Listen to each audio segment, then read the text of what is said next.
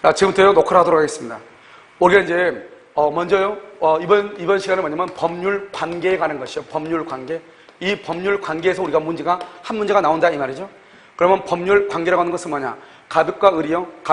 갑의 청약을 하죠. 갑을 표절하고 하고 을을 뭐란다? 상대방 승낙을 하죠. 이 청약과 승낙을 의사표시라고 하고 의사표시를 뭐란다? 다른 말로 법률 사실이라고 하죠. 이렇게 청약과 승낙의 합의가 있죠. 그러면 매매라고 하는 계약이 이루어져.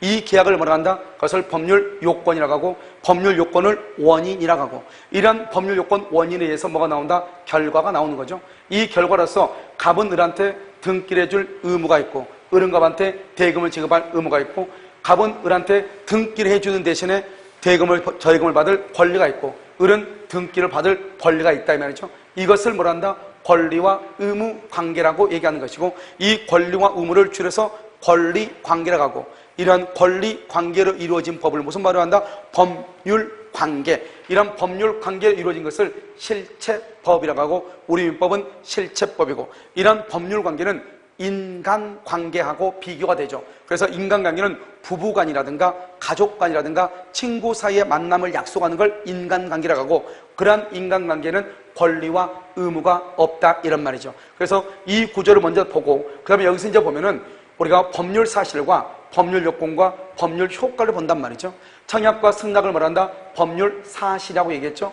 그러면 계약을 말한다? 법률 요건으로서 원인이라고 하고 대금과 등기를 법률 효과로서 결과라고 하죠. 즉 무슨 말이냐? 갑이 을에게 법률 사실을 하고 을이 갑에게 법률 사실을 하고 법률 사실에 모여서 법률 요건이 이루고 이 법률 요건에 의해서 법률 효과가 나오는 것이죠.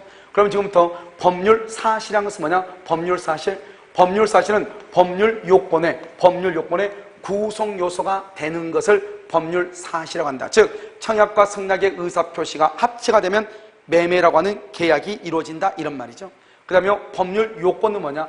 법률 요건은 법률 사실을 구성 요소로 하는 것이죠. 그래서 법률 요건은 뭐냐? 법률 사실을 구성 요소로 하는 것이다 이런 말이죠.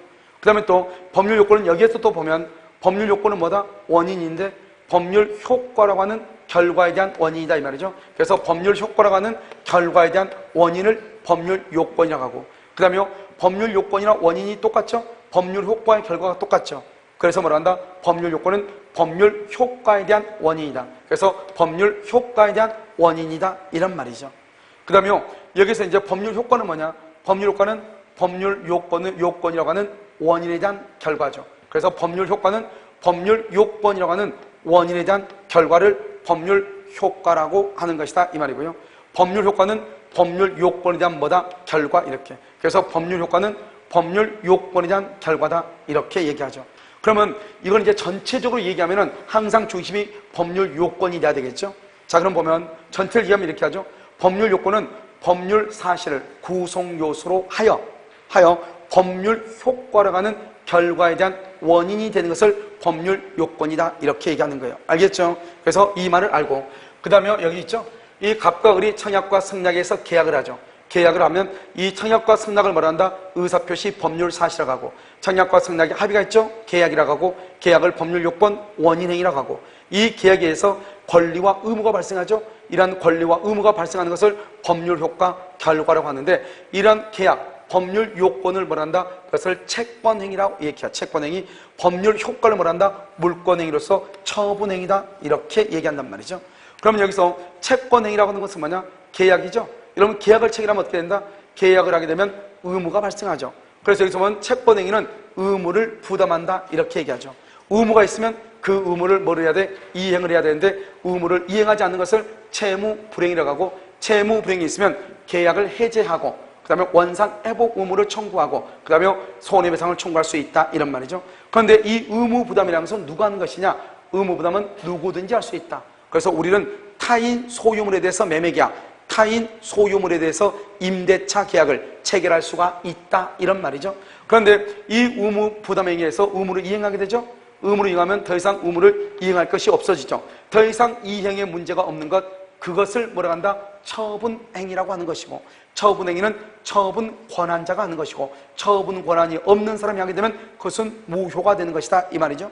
그러면 처분 권한이라는 것은 뭐냐? 그것은 등기를 해줄 수 있는 것, 이렇게 이해하시면 된다. 그래서 처분행위는 두 가지가 있다. 여기 보면 처분행위는 뭐가 있다? 여기 물권행위하고 준물권행위라고 하는 것이 있는데, 물권이라고 하는 것은 우리가 이제 물권법에 나와 있는 것이죠. 그래서 물권행위는 소유권이나 지상권이나 전세권이나 저당권은 물권이라고 하죠.